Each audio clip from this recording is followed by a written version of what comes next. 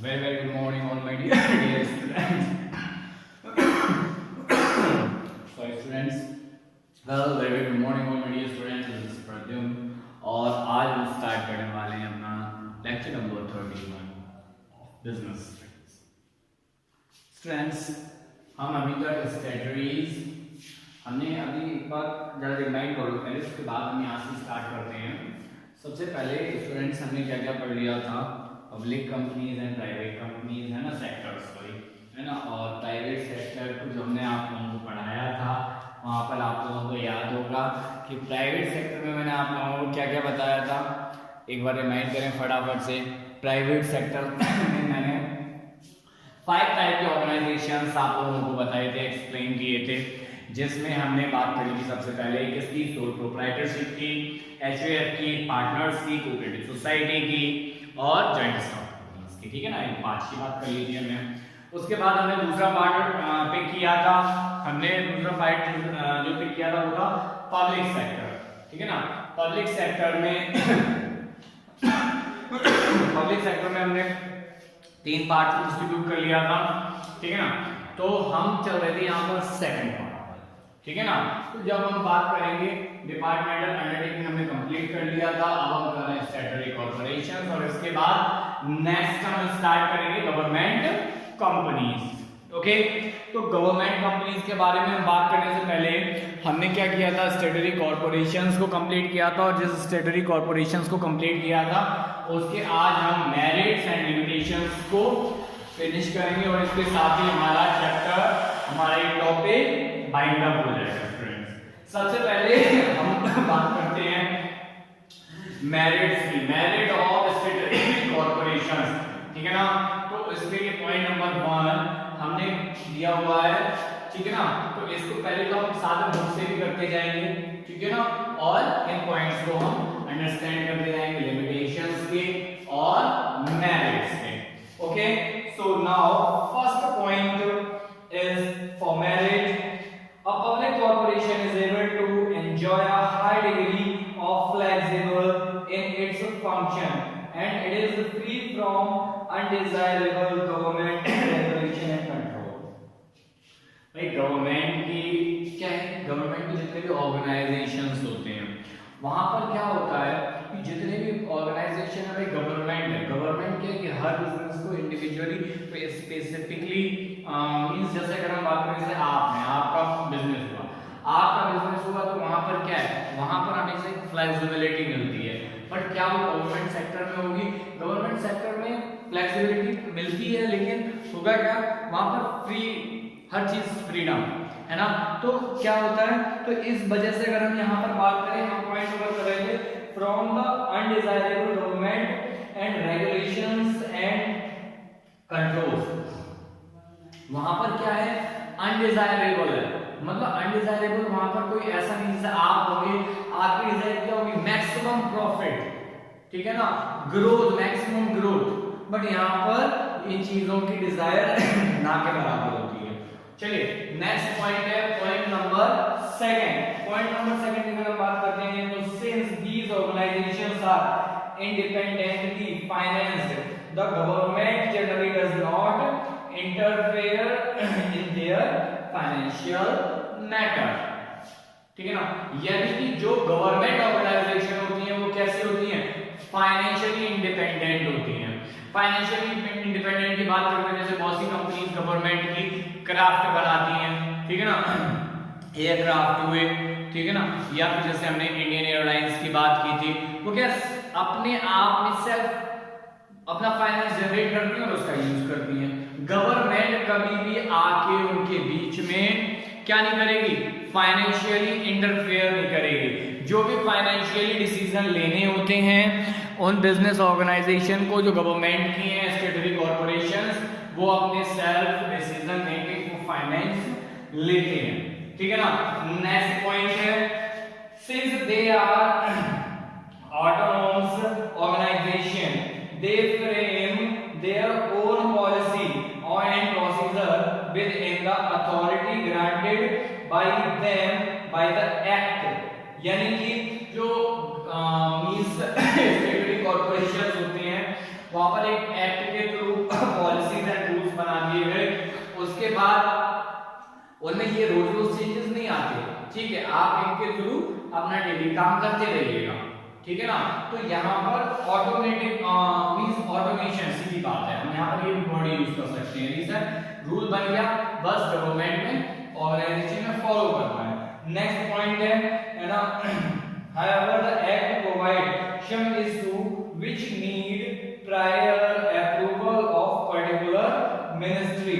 तो जो एक्ट होता है, ठीक है ना, उसको प्रोवाइड किया जाएगा कब, जब कुछ इश्यूज होंगे, उनकी आवश्यकता होगी, तो कहां से चेंज होगा, उस पर्टिकुलर मिनिस्ट्री से, ठीक है ना।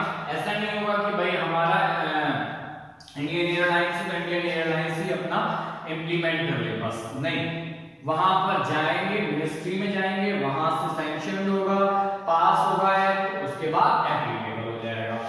नेक्स्ट पॉइंट है, statutory corporation is a valuable instrument for economic development because it has the power of government combined the initiative of private enterprises. यानी कि अगर हम बात करते हैं स्टैट्यूटरी कॉर्पोरेशन की, तो ये क्या है, गवर्नमेंट के लिए एक बहुत इंपॉर्टेंट ऑर्गेनाइजेशन है। रीजन ये है कि ये जो जितने भी ऑर्गेनाइजेशंस होते हैं स्टैट्यूटरी कॉर्पोरेशन से, प्राइवेट सेक्टर के ऑर्गेनाइजेशंस को भी सीधे कम्पीट भी करते हैं, सीधी बात बोल सकते हैं, ठीक है ना। So now comes on next point, limitations of statutory corporations। So now first point is the actual practice of public corporation does not enjoy much operational flexibility। All actions of the enterprise are subject to any rule and regulations। So एक चीज आपको समझ में आ जानी चाहिए यहाँ से, इतनी सारी चीजें जानने के बाद होता क्या है कि कोई भी स्टैट्यूटरी कॉर्पोरेशन है, वहां पर एक फ्लेक्सिबिलिटी नहीं होगी। फ्लेक्सिबिलिटी क्यों नहीं होगी, जैसे आपका बिजनेस होगा तो आप क्या करेंगे, आप टाइम के अकॉर्डिंग, नीड के अकॉर्डिंग आप क्या करेंगे, अपने रूल्स को स्टार्ट भी कर सकते हो और खत्म भी कर सकते हो। बट इन स्टैट्यूटरी कॉर्पोरेशंस क्या होगा, वहां पर अगर आपको रूल बनाना है तो मिनिस्ट्री जाओ, रूल हटाना है तो मिनिस्ट्री जाओ, और ये एक बहुत लंबा प्रोसेस हो जाता है फिर, ठीक है ना। सो फ्लेक्सिबिलिटी नहीं होती यहाँ पर। Next point is government and political interference has always been there in important decisions or where massive fund are involved।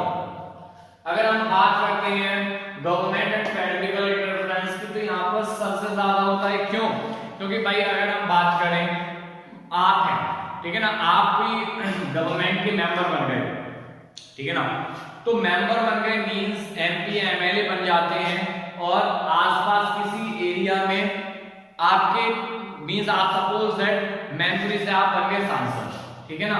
अब यहाँ के लिए कोई एक एयरपोर्ट या हवाई पट्टी कोई पास हुई, तो आप क्या सोचेंगे, आप ये सोचेंगे घिरोर में बन जाए, ठीक है ना। ऑब्वियस सी बात है, क्यों, क्योंकि this is the local area for you. So यहाँ पर पॉलिटिकल इंटरफेरेंस बहुत ज्यादा होता है, इंटरफियर, तो इस चीज को ध्यान रखिएगा स्टूडेंट्स, है ना। This is the also limitation. Next है the governing body of a statutory corporation में include an anti social practices. It may charge unduly high price from the consumer or to cover up inefficiency।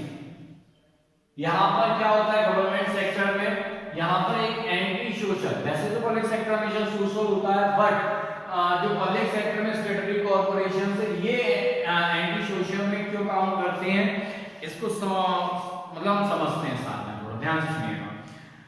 अगर कहीं पे inefficiency होती है, for example एक flight है, ठीक है, टेक ऑफ करती है दिल्ली से, ठीक है ना, और कहां के लिए, बॉम्बे के लिए।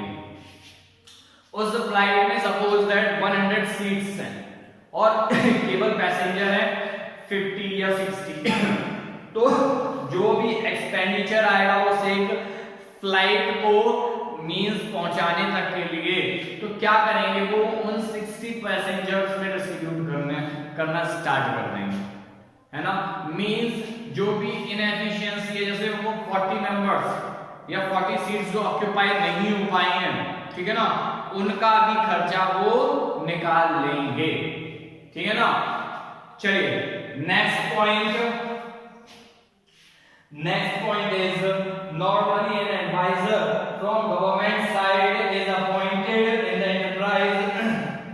enterprises and is presence reduce the freedom of the enterprises to their into contract to the take independent decision. Sometimes some matters are referred to the government for further classification or final decision which further delays action. होता क्या है यहाँ पर, अगर कोई भी government का कोई, अगर हम सीधी बात करें, कोई ऐसा पर्सन जो गवर्नमेंट को रिप्रेजेंट कर रहा है वो मौजूद होगा, तो ऑर्गेनाइजेशन अपने अकॉर्डिंग काम बिल्कुल भी नहीं कर पाएगी, है ना। वहां पर हमेशा वो पर्सन जो वहां पर एज अ गवर्नमेंट प्रेजेंट है, वो उस काम को हमेशा कहां भेजेगा, मिनिस्ट्री में। कहां भेजेगा, मिनिस्ट्री में। और डिसीजन कौन लेंगे, मिनिस्टर्स, ठीक है ना। सो यहाँ पे एक लेंथी प्रोसेस जनरेट हो जाता है, याद रखिएगा। जबकि flexibility is the most important part for the business. So now next point is the constitution of a public corporation is rigid. अगर हम बात करते हैं पब्लिक कॉर्पोरेशन की, है ना, तो यहाँ पर क्या है, कॉन्स्टिट्यूशन रिजिड कैसे हो जाता है, जरा समझें। एक बार लॉ बन गया, बात खत्म। अब हमेशा हर लॉ में कहीं ना कहीं फ्लेक्सिबिलिटी की नीड होती है। रीजन आज की हो सकता है, आज जो लॉ बन रहा है ना, उसकी सिचुएशन सर्कमस्टांसेस अलग हो, और जो फ्यूचर में जो टाइम आने वाला है उसके सर्कमस्टांसेस हो सकता है अलग हो। जब दोनों के सर्कमस्टांसेस अलग हैं, फिर सेम ही रूल फॉलो क्यों। सो याद रखिएगा, हमेशा यहाँ पर जो गवर्नमेंट सेक्टर है वहां पर हमेशा रिजिड रहता है। Next point, generally स्टेटरी corporations do not face any competition and do not have profit objective due to their functions may turn out to be inefficient।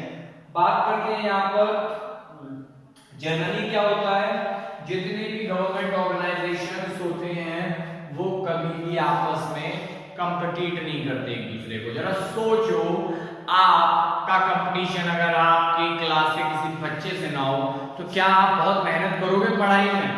No. आपका जब कंपटीशन होता है कि अच्छा मुझे मेरे दोस्त से ज्यादा नंबर लाने, मुझे मेरे फ्रेंड से ज्यादा मार्क्स लेके आने हैं, है ना, तब मुझे एक क्या मिलेगा, रिवॉर्ड मिलेगा कुछ, ठीक है ना। आप फर्स्ट सेकंड थर्ड आओगे तो रिवॉर्ड मिलेगा। तो तब आप कंपीट, जब कंपटीशन स्टार्ट हो तब कंपीट करना स्टार्ट करते हो, then definitely you will grow. But in government sector को no competition is there, okay.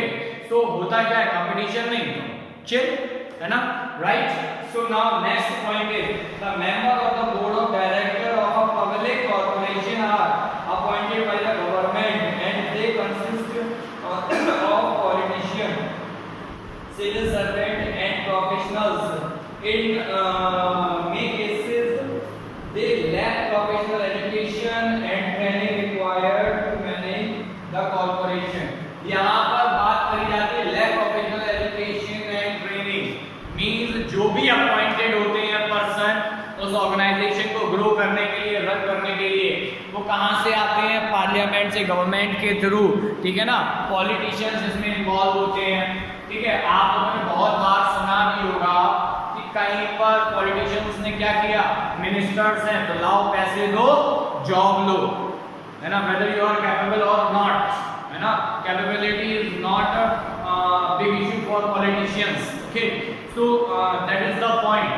If you are not capable, then you can't do that particular work. But if you are capable, then, है ना। So होता क्या है कि आप में capability नहीं है, फिर भी आपको जॉब पैसे के लिए दे दी जाती है। भाई this is the corruption, actual corruption, that is corruption, ठीक है ना।